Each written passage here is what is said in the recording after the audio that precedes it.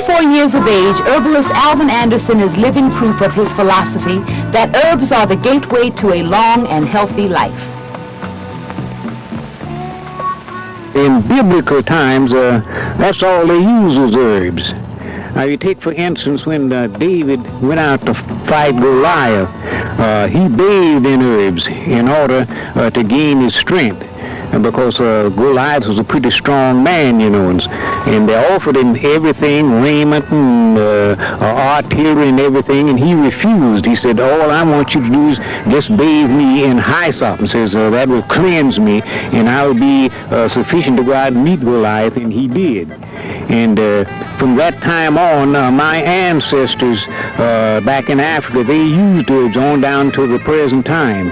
And my grandmother, when we were sick, she'd go out in the field, her and my mother, and gather herbs, and for any ailment that we had, regardless, and we would feel better immediately.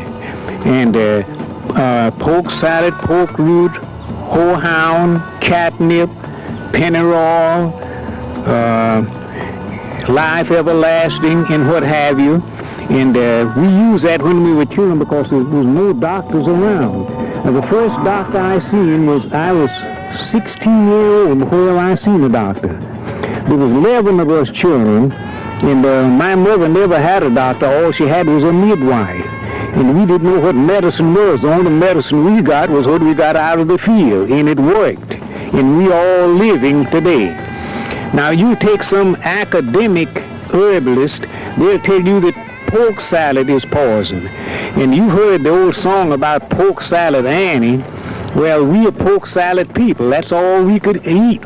Most of the time it's pork salad, wild onions, wild lettuce, pepper grass, and that sort of thing, because we were sharecroppers, and we didn't have any money to buy anything until the crop was done, so we had to eat that the year round. Now, you have quite an extensive piece of property here where you grow your own herbs. What are some of the herbs you grow, and how long have you been doing this?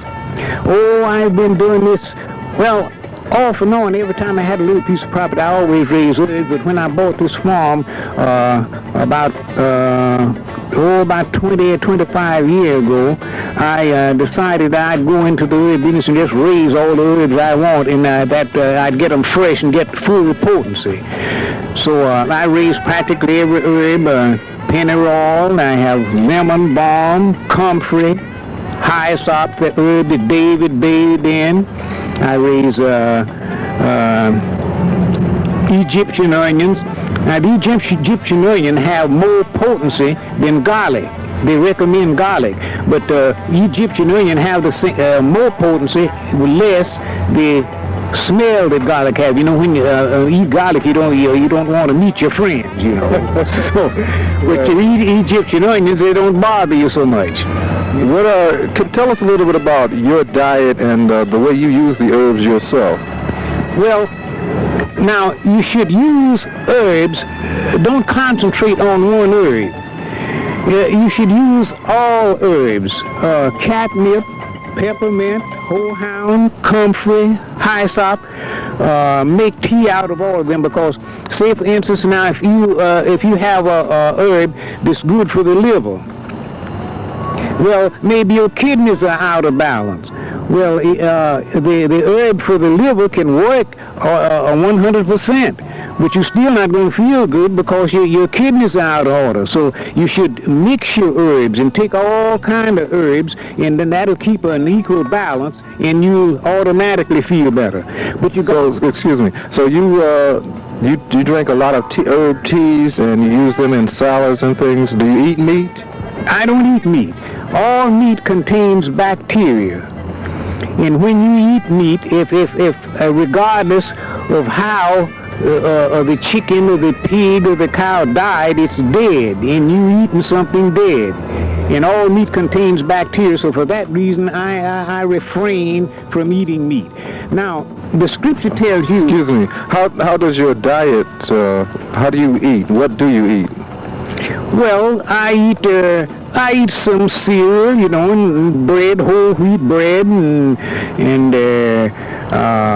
greens, and dandelion, turnip greens, beets, carrots and corn and anything in the fresh vegetable line I eat. Yeah.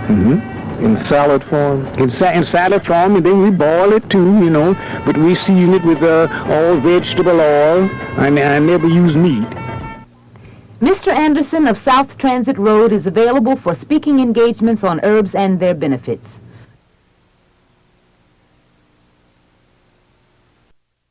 About 2 years ago, we visited herbalist Alvin Anderson at his property on Transit Road, where he grows a variety of herbs that attest to his theory that herbs are the gateway to a long and healthy life. Mr. Anderson, now 86 and growing younger, can also trace his family's lineage and entrance from North Africa to the United States. Well, my grandfather was a Messiah, and when he landed here from the Spanish Sahara, they had just signed the Proclamation of Emancipation, and they couldn't enslave him. They had to turn him loose.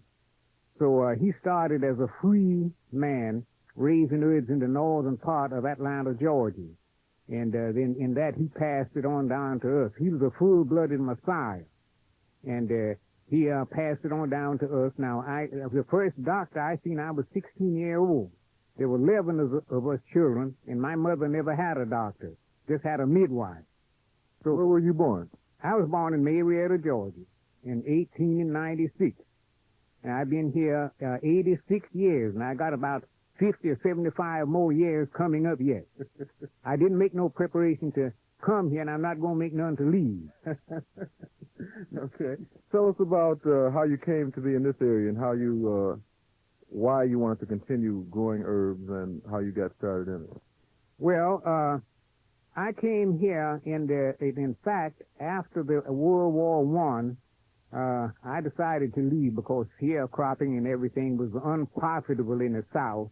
So I didn't care to remain there, and I left. Well, I done a stint in the Army, and I was located at Camp Sherman. That's in Chillicothe, Ohio, near Columbus. And that was my first venture across the Mason-Dixie line to the northern hemisphere. And I kind of got stuck on Columbus, Ohio, so they let us out on leave and on our off days, and we visit over in Columbus from Chillicothe. And I kind of got stuck on Columbus, so when they mustered us out of the Army, why, of course, they sent me back down south. We was in Tennessee at that time, right, around Chattanooga. And I kept dwelling on my mind Columbus. I fell in love with Columbus, so I headed back for Columbus. That was after I got out of the Army. And but I had developed a craze for taking pictures. And when I couldn't make much money in the South, just a very little nickel and dime type of thing. So I brought my camera. I had a camera I paid $16 for. It was 4x5 old camera. And I come north. I bought my camera, suitcase, tripod, and all my belongings, and come to Columbus. Well, that was after I got out of the Army. So when I got to Columbus, I was short of cash, money. And I wondered, how am I going to get some money? So I went around to the different houses and had the people pose for pictures, and collected a deposit, but didn't have no film in the camera, and I'd have them set up, And after I made about 75 or 80 different calls and collected a pocket full of money, then I went down to the Columbus Photo Supply down on Main Street and bought me some supplies. And I went back the next day and told the people the pictures didn't come out good. They'd have to pose over again. So they posed over again, and I made the pictures that time because I had some film in the camera. And I delivered it. So from that on, that started me in photography, Okay, let's talk a little bit about your herbs and the fact that you grow them and you consult with people that need help with herbs, right? How do you help people with herbs? Well, herbs, now you take people a program to die and not live. Now, the Bible is an herbal encyclopedia. All of those people back in biblical times used herbs. And it says that the scripture tells you there's herbs that will cure all manner of diseases, and not excusing any. but the people don't pursue that because they want something they can make a lot of money out of. See, if they program you to know that you can go out and get some kind of herb and get cured without being ripped off, why, they wouldn't make any money. So they won't tell you about these things. You know, this herb will cure anything. So how do you help people, and how do you grow your herbs and take care of yours? Well, herbs, to get the full benefit, it's got to be raised in virgin soil.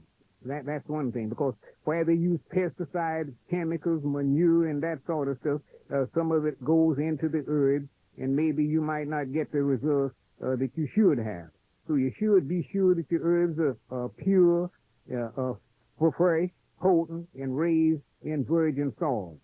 How long have you been growing your herbs here in Cheektowaga? What depew this is, right? In the pew. Oh, about, professionally, about 20 years, I reckon. I've been tanking with them around here 40 years or more. So you've got, how much, about an acre of land here? 3.5 acres. And what are the types of herbs that you have growing here? Well, I have horse mint, and I have golden seal, I have pennyroyal, I have poke root, I have catnip, I have ginseng, and it's something I can't enumerate them, you know. It's pretty hard just offhand to remember those unless I get a list. And how should people approach the usage of herbs? What they should do is be sure that you get fresh herbs and then use a combination of herbs, because some herbs work more effectively on one person than they will on another. So you should get the herbs and blend them, or either alternate. Take one herb, tea this morning, another at noon, and another at night. Maybe tomorrow you start on another one, just what all the herbs you can get, because herbs will blend. They don't conflict with each other. They're not like synthetic medicine. Herbs and their benefits have occupied a major portion of his attention after an extensive and successful career in professional commercial photography and teaching.